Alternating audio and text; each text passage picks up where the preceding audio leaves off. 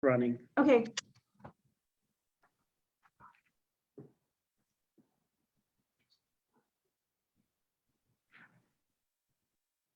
right, page is loading.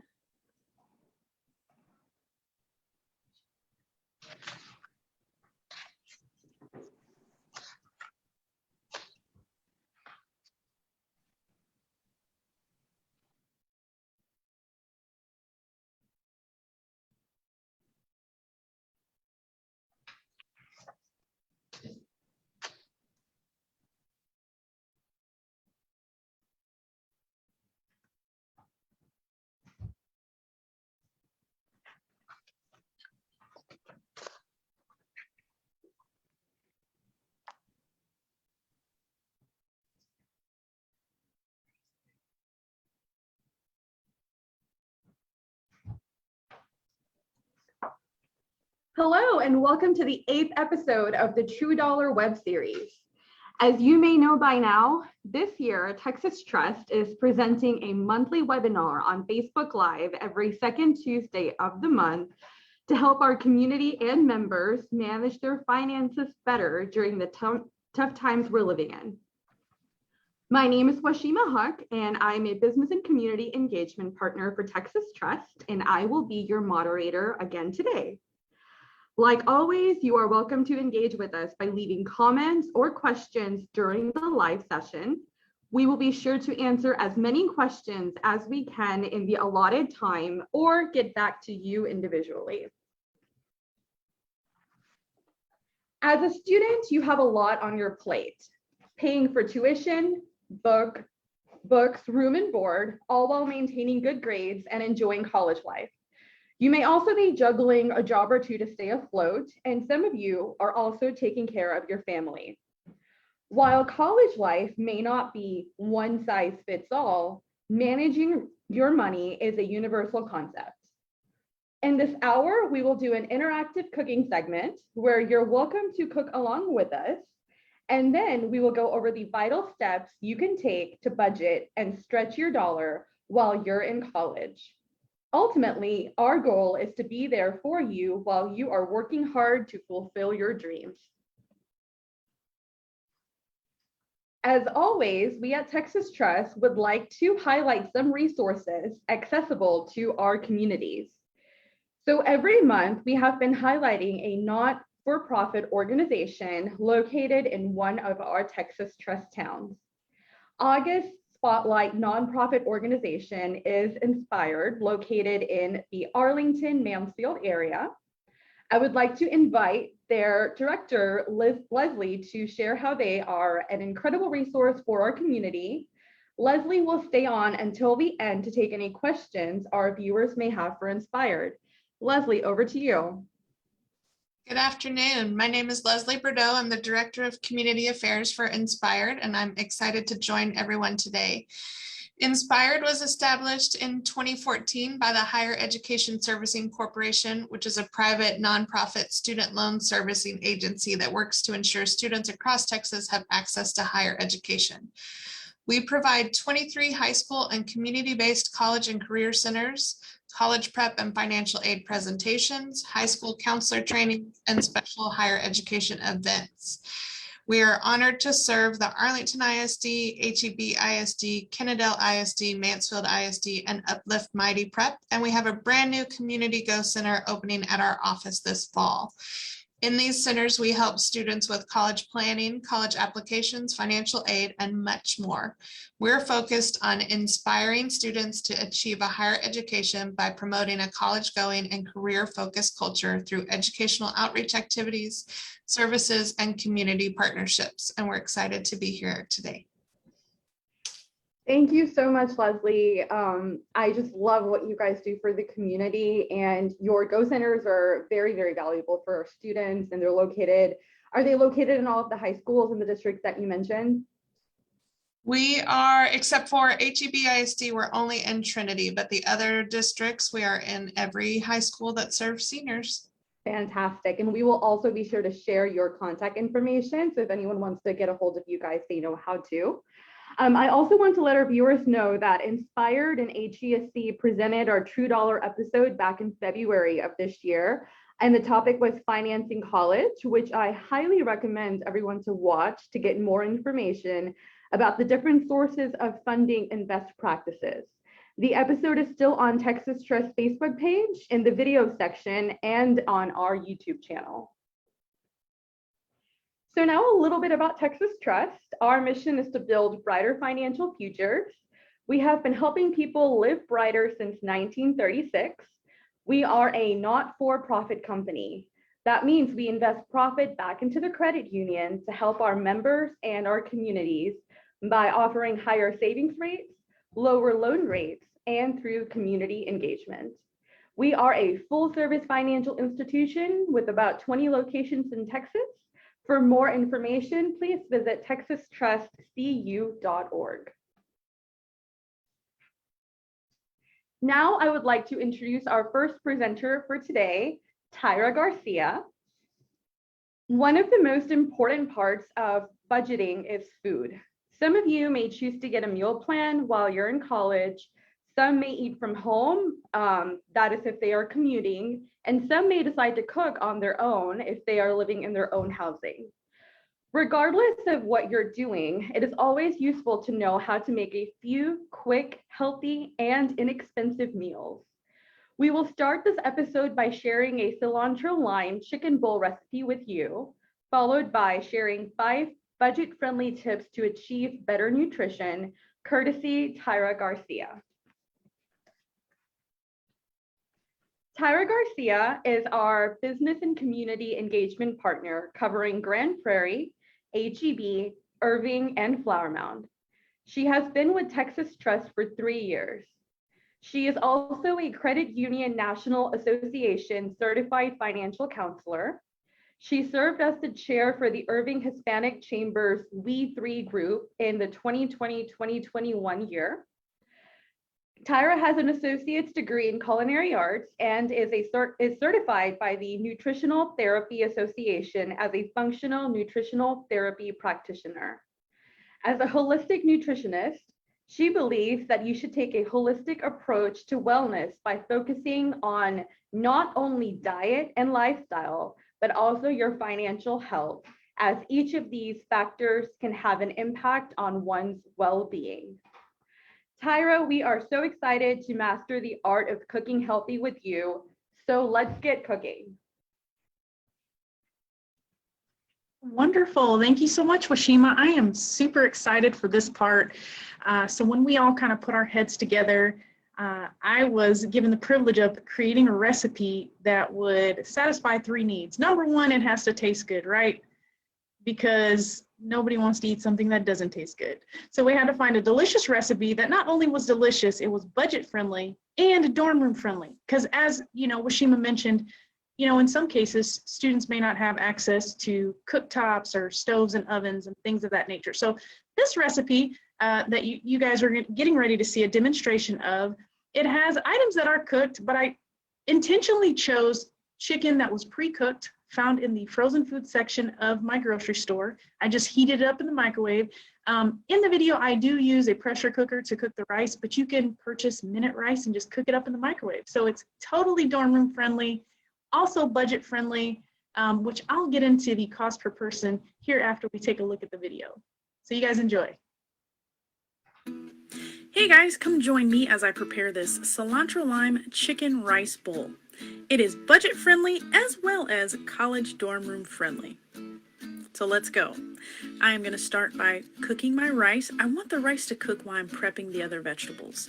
So here I'm using my Instant Pot, but if you don't have an Instant Pot or a rice cooker, no worries. Just purchase minute rice and you can pop it in the microwave. Alrighty, so next up we're going to go ahead and get the vegetables prepped and chopped. So I got my romaine, my cilantro, my tomatoes. Next up I'm going to go ahead and slice the limes and get those ready.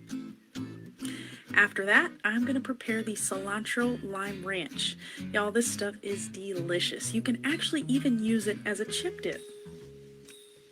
So now, as you can see here, the rice is ready. I added in a few pats of butter, some cilantro, and fresh lime juice. We're going to go ahead and get that put together and set aside. All right, for the protein, I found this at Walmart in the frozen food section.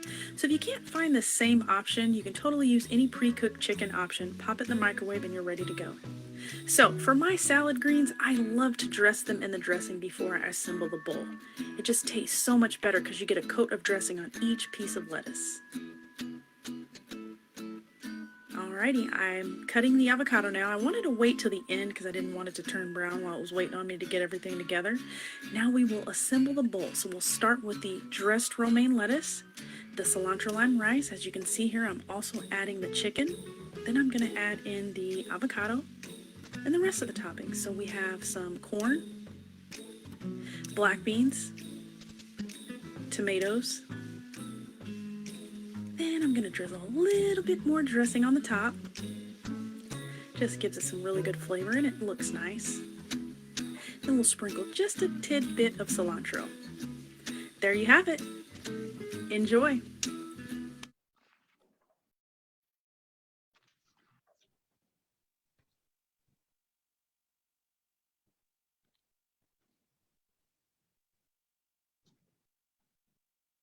All right.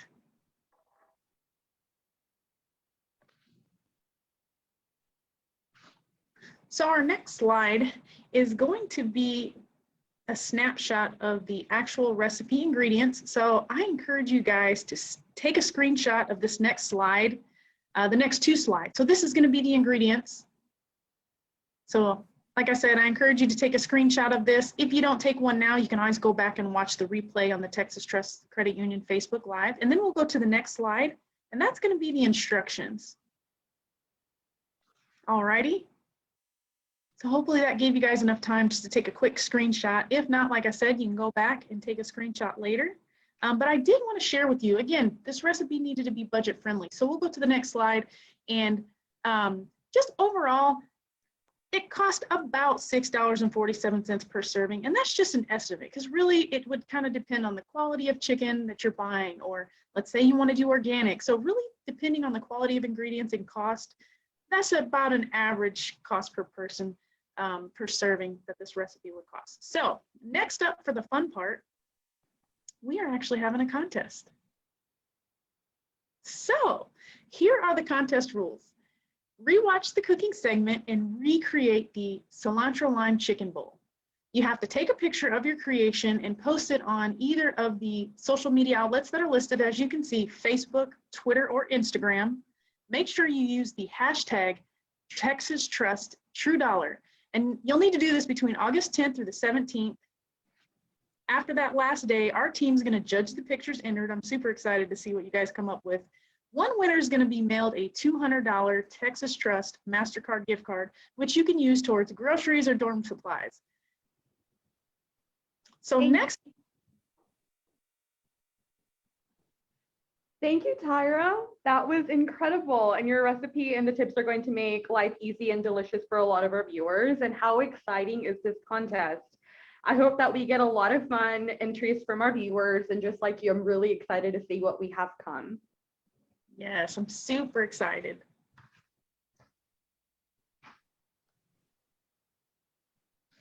All right, y'all.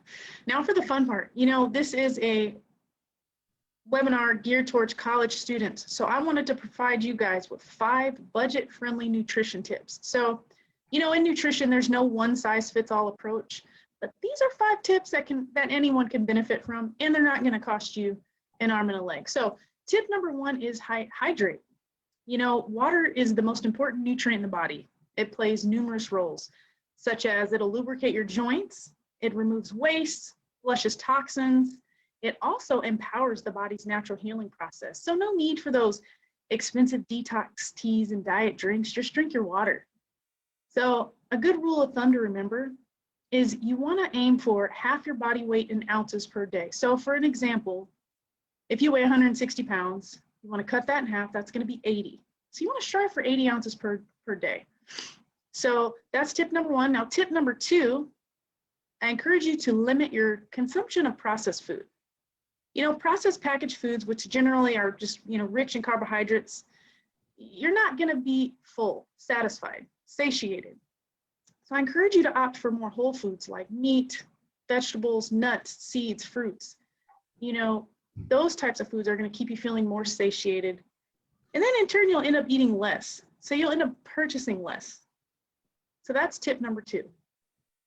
Tip number 3, the quality of food totally matters. Now, organic is ideal, because we want to avoid harmful pesticides that are in our food. Now, if budget is a concern and you're not able to purchase the organic, I encourage you to check out, it's the Environmental Working Group. So they have a website, it's ewg.org. You go check them out. They have what's called a Dirty Dozen and Clean 15 list. So that Dirty Dozen list is that 12 produce items for the year that you're going to want to avoid if you're trying to avoid pesticides. The Clean 15 is that safe list. So I encourage you guys to check that out. So tip number 4, eat fat. Like fat's your friend. Contrary to popular belief, fat is actually good for you.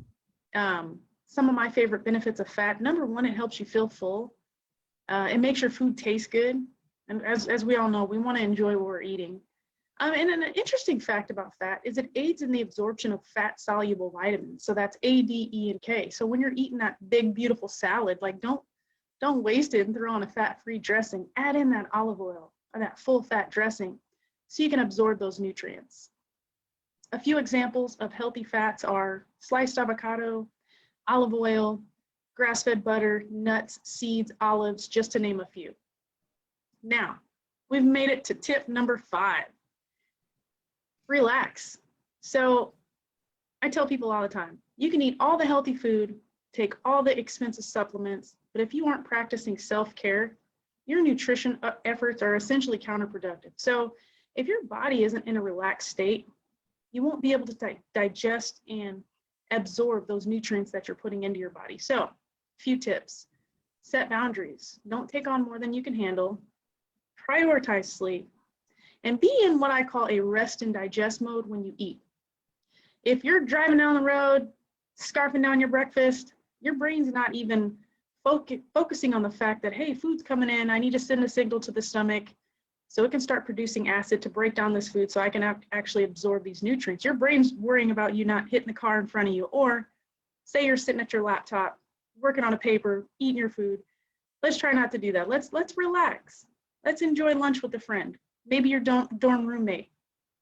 So those are my 5 budget-friendly nutrition tips. I'm going to pass it back over to Washima as she introduces our next speaker. Thank you, Tara, for a fun segment about cooking on a budget. And I personally feel like I need those tips. So that was very informative. Our final presenter for today has a wealth of knowledge. Michelle Carter-Pope is our Senior Business and Community Engagement Partner covering DeSoto, Cedar Hill, and Midlothian. She has been with Texas Trust for 11 years, and she is also a Credit Union National Association Certified Financial Counselor. She graduated from San Diego State University with a Bachelor of Science in Criminal Justice Administration. After working for years in the criminal justice field, she transitioned into banking in the year 2000. She currently has over 20 years of experience in banking and has worked in many roles, including banker, branch manager, and business banking.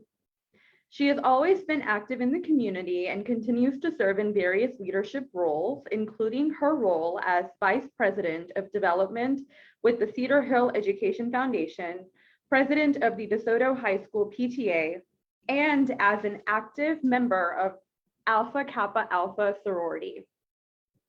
Over the last 25 years, Michelle has balanced her work life along with raising and successfully graduating 2 out of 3 of her children. And she is currently putting her youngest child through college. So you can believe she is very aware of the need to budget while in college and looks forward to sharing her best practices with all of us today. Michelle, we are super excited to have you present today, and I'm going to turn it over to you now.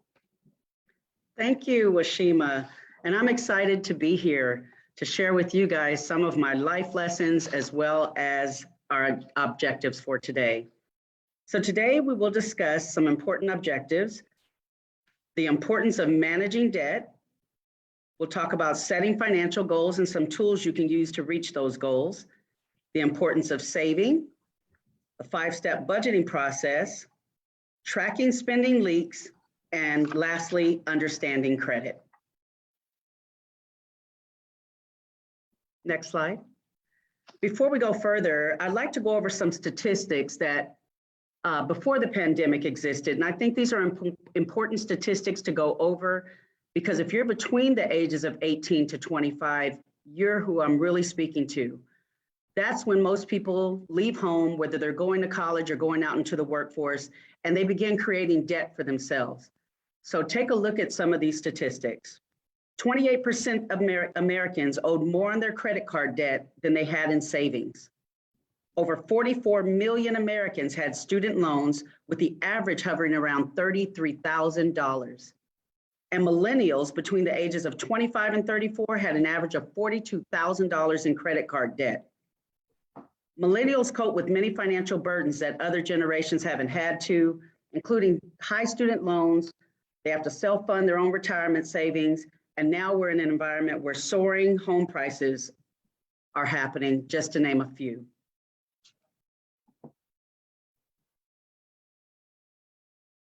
Next slide. So 10 reasons people acquire debt at a young age.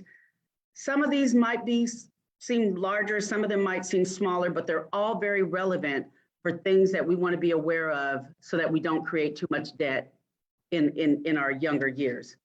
Number one is the failure to create a spending plan. This is also known as a budget. As you will see during my presentation, a budget is critical to managing your lifestyle and to managing your monthly spending. Number two, can't say no to wants. This is the simple skill of being able to manage your needs versus your wants. Poor money management, lack of financial knowledge, unemployment, medical bills, dating, wedding, kids, and possibly divorce, student loans, home improvements, both expected and unexpected, and auto repairs. So I'd like to give you a real life example of someone that made a lot of money, but also lost a lot. You may have all heard of Ryan Lochte. Ryan Lochte, between the years of 2004 and 16, he collected a total of 12 Olympic medals, making him one of the world's most decorated swimmers and earned millions along the way. A scandal during the 2016 Summer Olympics in Rio de Janeiro resulted in a 10-month suspension and a loss of all of his major sponsors suddenly. 2 years later, Lochte was suspended again by the anti-doping agency for illegal injections. Olympic swimmer Ryan Lochte went from earning millions to living paycheck to paycheck. So what can we learn from this example? It actually applies a lot to number two, because Ryan Lochte made millions, but he also spent them. So it's very important to master the skill of saying no to wants versus needs, and using a budget to live within or below our means. If you live below your means, you'll have more money to save. So next we're going to talk about saving. Save, save, save. So saving is one of the most important skills you're going to have to creating a financial future. A lot of us look at people that have a lot of money and think millionaires just popped up out of nowhere. They got it from their rich parents. But actually 45% of millionaires did not inherit their money from their rich parents. They actually all have one very important thing in common. They learned how to make savings an actual habit, and they lived within their means. My dad is a perfect example of this. My dad grew up in a family of 14 with 2 parents, 16 people living in a 2-room home in the country. But growing up in a poor environment, he learned how to save very early, and he passed that skill on to me, which I've now made a habit. So saving money is actually a habit. But if it's not a habit that you already have, you can make it a skill that you can actually use until it becomes a habit. So what I would recommend is that you set up automated savings. You're also going to try to strive to save at least 10% for emergencies. If you're in college or you're starting out, if you can save 10%, that is a great skill to have. One of the things that I've passed on to my children is in our family, we live by the 80-10-10 rule. But of course, your values may differ from ours, but I allow my kids, when they were younger, to bring in their allowance or their part-time paychecks, and they would spend 80% of their money.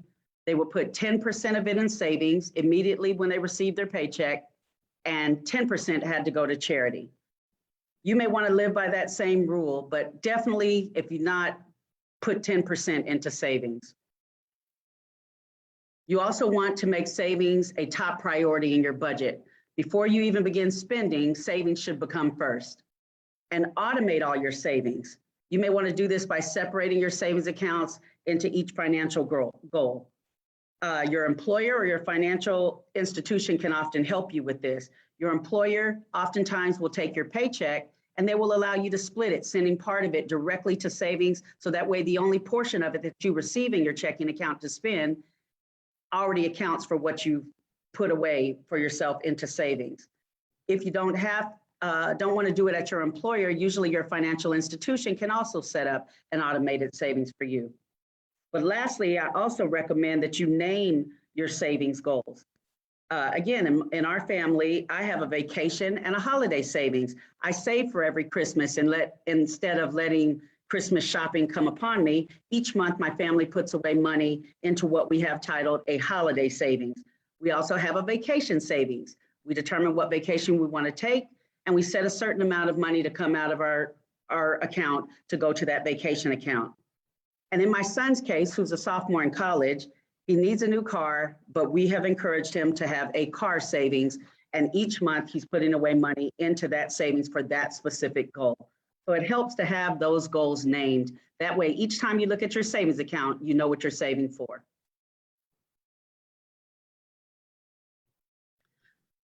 So on the next slide, I want to share an acronym with you that helps you to create goals. This acronym actually applies to any goals, but today we're talking about setting financial goals. So before we talk about budgeting, I want to make sure you make your financial goals SMART. SMART stands for specific, measurable, attainable, realistic, and timely. So you're going to set short and long-term financial goals. And we're going to talk a little more about this, but I want you to put your goals in writing. An example of a SMART goal is, say you want to save $1,200. That's easy to say, I'm just going to save $1,200. But to make this goal SMART, you would say, I'm going to save $1,200 this year, so in 12 months, so I can pay off my credit card debt. I'm going to do this by automatically depositing $100 from my account, my checking account, to my savings the first of each month. Now, how much smarter can that goal be? You've covered the specific goal of saving $1,200. You've made it measurable with the 12 months, and it's attainable because you've determined in your budget that you have $100, so it's realistic and it's timely, and it's reaching a goal of paying off your credit cards. So when you're making these goals, focus on making short-term, intermediate, and long-term goals. Short-term goals should be those goals that are within your budget, those things that are happening within the next 6 months. That might be saving for your freshman year or saving enough money to pay for books. Intermediate goals can look like savings that happen within the next 1 to 5 years.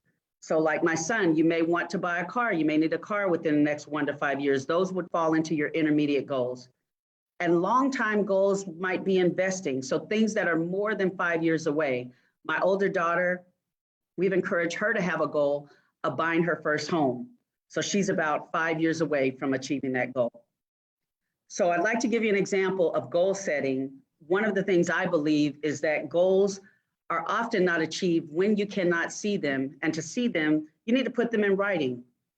So there's a quote that says, dreams and wishes are not goals until they are written as specific in results.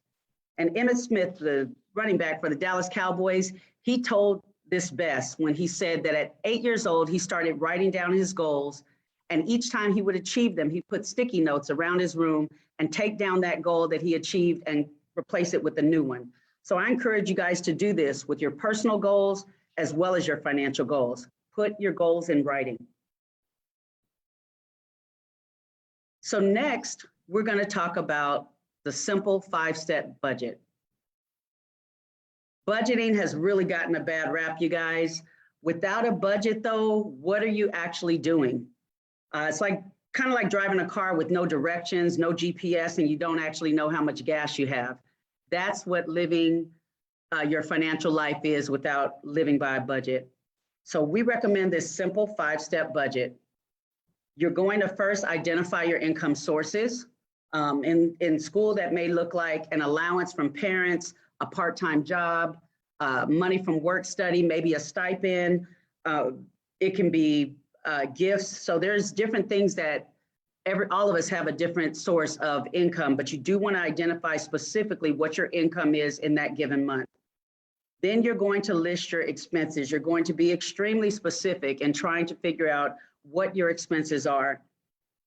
And then you compare your actual income minus your expenses to determine what your disposable income is.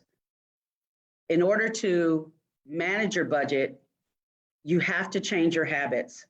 So that's either acquiring more income, getting a second job, or if you can't do that, I'm going to explain to you ways that you can identify spending leaks, which then cuts back your expenses. So then you don't need more income, because with the income you have, you might be able to find that you already have the income that helps you to live within your budget.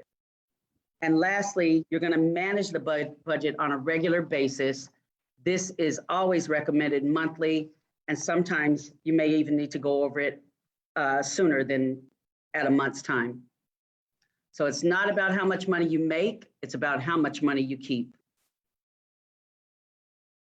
So now let's look at some spending leaks. This is always fun with my own 3 children as they've gone through growing up and called me and said, "Mom, I don't have enough money. Can you send more?" Oftentimes I will ask them, "Let me see your budget." And when we look at their budget, we find out that they have lots of spending leaks. In this example, we're finding $8,640 in spending leaks that this person may say they don't have any money. But let's look at some spending leaks. A soda, if you bought a soda every day at $2 a day, that would equate to $14 a week, $60 a month, which is $720 a year. A simple habit like Starbucks. If you go to Starbucks and get a cup of coffee, this person gets a cup of coffee every day for $5. Doesn't seem like much, but that equates to $150 a month, which is $1,800 a year. A gym membership. Oftentimes on college campuses, you can find gyms for free, or my oldest son bought a bike.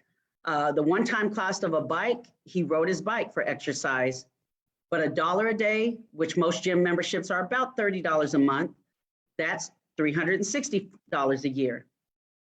Smoking is a very expensive habit. I hope most of you are non-smokers, but if you smoke right now, cigarettes, this is actually very generous, because cigarettes are running about $9 a day, but at $6 a day, that's $180 a year, which is $2,160. Fast food, this is the one that would get each of my kids. $10 a day at Chick-fil-A was my daughter's favorite thing to do. That's $70 a week, $300 a month, $3,600 a year. So in these spending leaks, they total up to $8,640 a year. So as you can see, when you're looking at your budget, if you can find those items that you might be spending too much on or spending too frequently, you will find money that you can either save or add it to your discretionary income to use for other things. So I want to give you an example on the next screen of a young lady. This young lady's name is Jackie. She's getting ready for college, and she's made her first job, got her first job, so she's excited because she's making $17 an hour. But I think it's important for you to realize when you begin working, if you haven't worked yet, or you're getting your first job, your pay is not the same as your pay after taxes. Quite a bit of money is taken out of our paychecks. So that's what you need, that's the number you actually need to use when creating your budget. So Jackie works full-time, she makes $17, and she has a savings goal of saving money for her freshman year, saving some spending money. She doesn't have any debt because she currently lives with her parents. So Jackie's job on the next screen, she is grossing $1,360, but our friends at the federal government are taking out 10%, $136. She's going to have to pay state and city taxes, which is $41. And then we have to pay our friends at Social Security and FICA. For those of you young people may not know, but you have to pay into Social Security. We don't get the option. That is money that hopefully when you get older, you can withdraw in your 60s. And FICA stands for the Federal Insurance Contributions Act. This money goes towards Medicare, which is the insurance program for the elderly. So by the time Jackie takes her $1,360 paycheck, she's left with 79% of her paycheck, which is $1,079. Now, Jackie does have a few expenses, not many. She has $100 car insurance. She spends about $70 for gas, $50 for her cell phone. Total expenses $220. So now Jackie only has 63% of her paycheck left after she pays her expenses. Now, those of you in college, as I know as a parent, may have a lot more expenses than this, but we're just using this as an example so you can see how that check actually dwindles down. So again, I encourage Jackie to put some money into her savings account. So Jackie, listen to me. She's putting $100 away. So out of that, Jackie now only has 56% of her check left, whereas we started with Jackie, her original check was $1,360, but after taxes, expenses, and savings, Jackie will actually only put into her budget $759. Don't make the mistake of putting $1,360 because Jackie her budget would really be off. So be realistic when budgeting and do not forget deductions because they really cut into your actual income. So you'll need to create a budget. This budget screen, I'm sorry, it's a little small, but I want to point out again, this is a monthly budget worksheet. You should be looking at your budget monthly. Again, that top line, remember you're going to include your salary after deductions, whatever that is.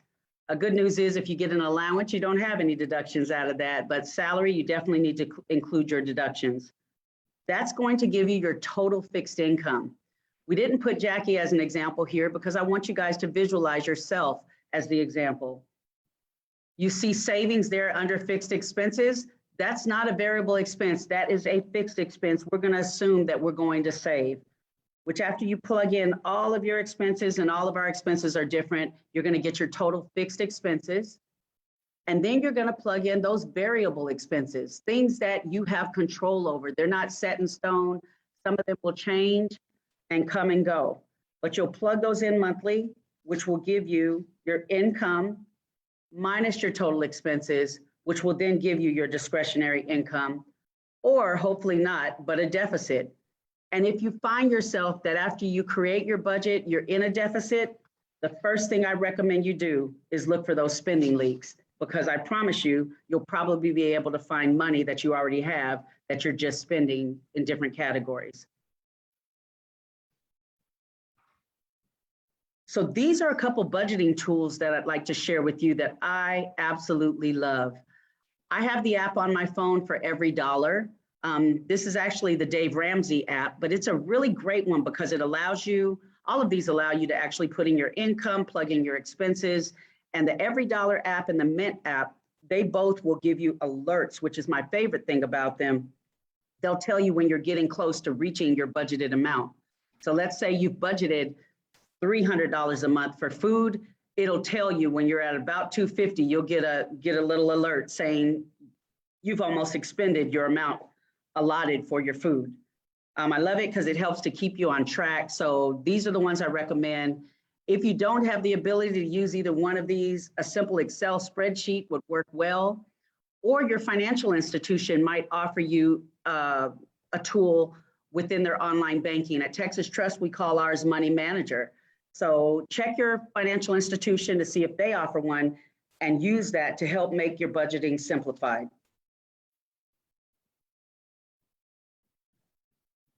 Now I'd like to move into talking about understanding credit. Just so you'll know, we did a True Dollar episode on understanding credit back in May. So I would suggest that you watch that for a deep dive on credit. It's on our Texas Trust Book our Facebook page and our YouTube pages. So you guys can go out there and look at that. But for a general overview, credit is a number that all of us have assigned to us that indicates to others, like lenders, leasing companies, insurance companies, even cell phone companies, and now even our employers use our credit score. The credit score represents what they feel is your capacity to repay the obligation that you're looking at getting into. The score gives lenders an objective measurement of the borrower's credit risk. So basically, a credit score is kind of like a GPA in school. It gives us an idea of how well you're doing with your credit. So the lowest your score can be is a 300, and the highest credit score you can get is an 850. And we refer to it as your FICO score. FICO just simply stands for Fair Isaac Corporation. That's the name of the company that created the credit score. So what is a good credit score? I would say a good credit score is a 720 or higher. That's what most lenders would consider a good credit score. And what credit score do you have at 18 when you graduate from college? Usually you have no credit score. Your credit score will be at a 0. So it's important for you to have a credit score because a lot of different people are looking at your score in order to determine if they're going to lend to you or hire you or offer you good rates on insurance. So the 3 major national reporting credit bureaus are Experian, Equifax, and TransUnion. You may hear about other credit reporting bureaus, but those are not the most known credit reporting. These 3 are our major national credit bureaus that I want you to consider. So remember, your credit score can affect car loans, mortgages, credit cards, personal loans, and even business ownership. You need good personal credit if you're looking to get a business loan. So credit will impact your insurance costs, your possible employment opportunities, housing options, telephone, utilities, and getting the best rates. Back to employers. Employers are tending to look at credit scores. So when you're in college, it's good to get all your skills in place, but then if you can graduate with a good credit score, that is extremely important. So I want to throw in here to make sure you pay your student loans on time. If you take out student loans, these are government loans, and defaulting on one can cause you major problems later, specifically with mortgage loans and business loans, because those 2 are also guaranteed by the government. So you want to make sure you pay your loans on time. That is very important with student loans. Next slide. So here's some of my tips. If you want to establish credit, this is my tips for establishing credit for beginners. You might want to look into a credit builder loan. These are really cool products that are out there. You can Google it, where you put money into a CD, and then each month you save money. So you might say you're putting, hypothetically, $50 a month towards the quote unquote loan, but truthfully, it's a payment. It's considered a payment. So that credit builder loan company will report your savings every month as a payment onto your credit report. You can also ask your landlord if they will report your rental payments. If you're making on-time payments, many of these leasing companies will actually report your rent payments. So that's a cool way to build your credit. Make sure that you're paying your bills on time. 30% of your score is based upon how you pay your bills. So make sure any bills that exist on your credit report that you're paying on time. If you don't have a credit card or you haven't got a credit card, you can build credit with a secured credit card. This is a great way to establish credit, and it's a great way to rebuild credit for people that have had credit issues. Typically with those type of credit cards, you'll put money into a savings account, so that lender has very little risk in you repaying because they have your money secured in a savings account. And they will in turn give you a credit card with typically a very close equal credit limit. So let's just say you put a $300 amount in a savings account, they might give you a $250 or $300 credit limit on that credit card. A great way to use it. I would recommend if you do. With my son, and when he was in college, with his credit card, our agreement was that he would use it only for gas, and each time he pumped the gas, he would immediately go online on his phone and pay the gas in full. Every month during those 4 years he was in college, those gas payments all reported positively to his credit bureau. You want to use credit cards wisely. If you're getting a credit card, you want to make sure you understand the terms, the conditions, what the limit is, what the fees are, and the rates, whether it's a fixed rate or a variable rate, and know what your due dates are so you can set up automatic payments for those due dates so you never miss a payment. If you do maintain a balance on a credit card, make sure you keep your credit limit below 30%. Anything over 30% will really hurt your credit score. Pay off the balance when the payment is due. If you can't pay it off, always make more than the minimum payment so you can pay it off faster and pay much less in interest. And apply for new accounts only as needed because the credit bureaus are monitoring how much you are out there asking for new credit. Review your credit report for errors. This is very important. There is a lot of identity theft happening out there, specifically with young people and a lot with our elderly too, but people that are vulnerable that don't typically check their credit. So in our family, I actually have a rule that we pull our free credit report every year on January 1st. It's just how we begin the new year, to make sure that nothing exists on our credit that we didn't put on there, because that's how you will also find identity fraud. Next slide. So maintaining your credit score. Establishing good credit can one day help you get premium financing at the best rates. So recent high school graduates are often unaware of the benefits of maintaining stellar credit. In my experience, most of the times when people begin abusing credit or misusing and not managing their credit responsibly, it happens between 18 to 25. You wouldn't want to do some things to your credit at 18 or 19 that you're still going to be having to look at 8 to 10 years later. So maintaining a good credit score gives you a leg up in the job market, like we mentioned earlier, because employers are looking at credit scores, many of them. You want to avoid blemishes on your credit because it can last 7 to 10 years. Good credit can also help you save a lot of money in the long term by getting those lower interest rates. Paying off student loans earlier will give you a head start. And most lenders, even if you're looking at refinancing your student loans, they'll require a 700 or higher. I love talking about my kids, so I'll give you an example of my oldest. During his 4 years, like I said, we had the agreement for him to pay on his credit card with his gas. And I did a special thing, with some parents have the ability to do this, called piggybacking.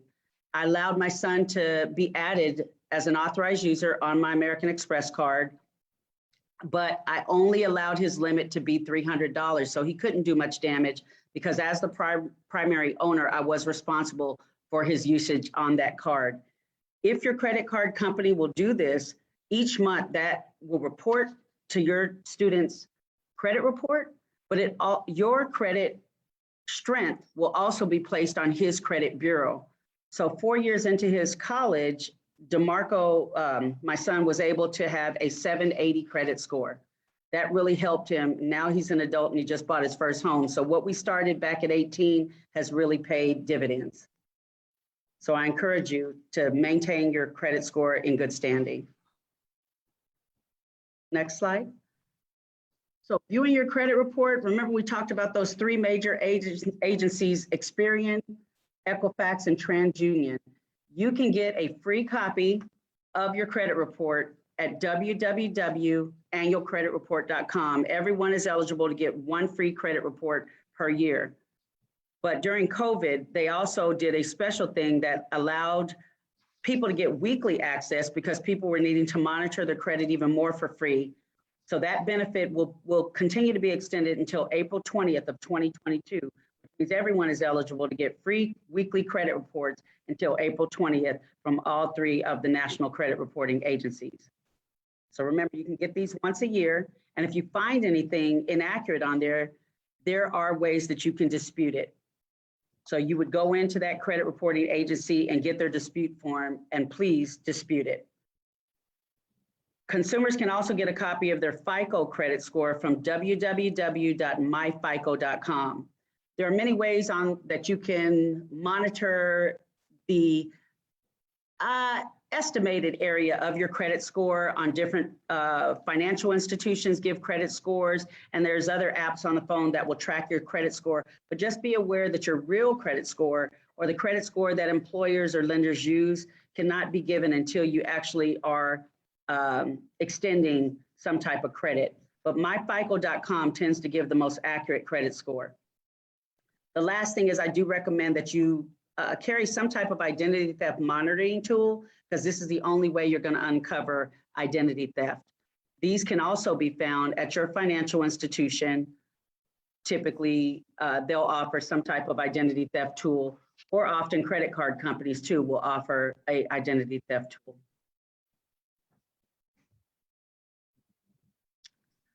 So let's go over some of the best practices we talked about. Remember, make a grocery list before shopping to avoid overspending. We talked about keeping your costs down on creating some meals, but if you go into the grocery store hungry, I guarantee you, you'll overspend.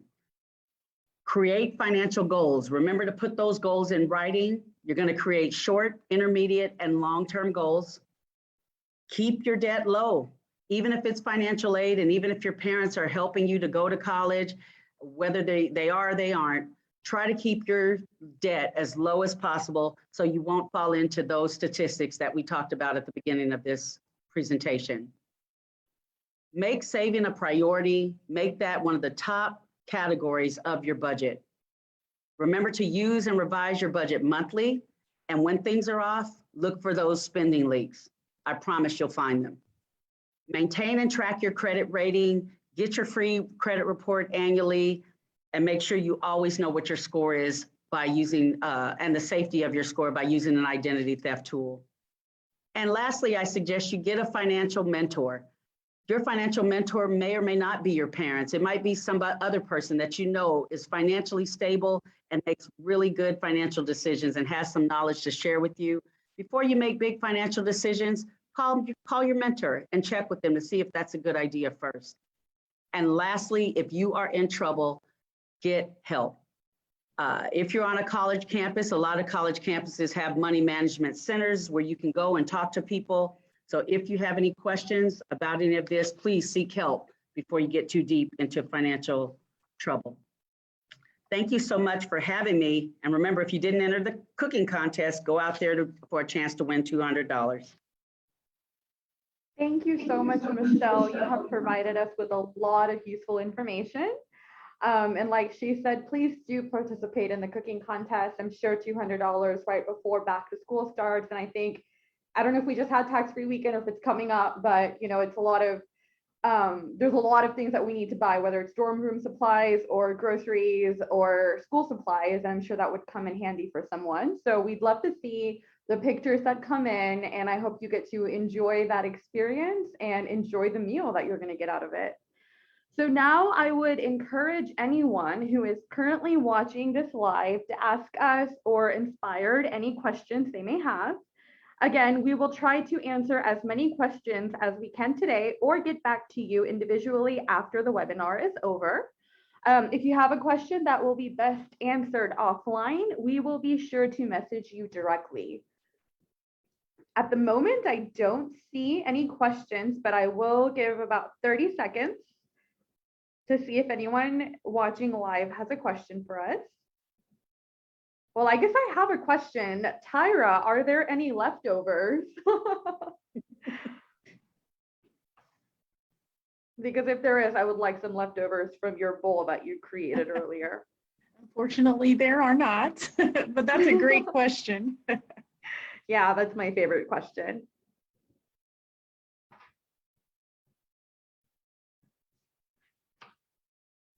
We have a lot of great comments. People appreciating the information that was shared, and your bowl looked delicious, Tyra. So thank you to both of you for presenting that information, and also to Leslie for speaking about Inspired.